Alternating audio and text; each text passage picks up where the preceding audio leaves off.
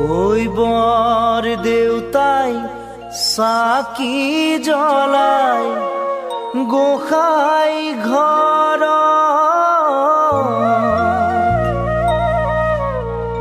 বৰ দবাই কপাই তোলে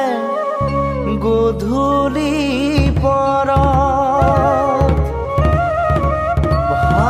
ভাইহঁতে ঢোলে তালে আলিৰ মূৰত হুঁচৰি মাৰো বুলি গাঁওবুঢ়াৰ ঘৰত ঐ হুঁচৰি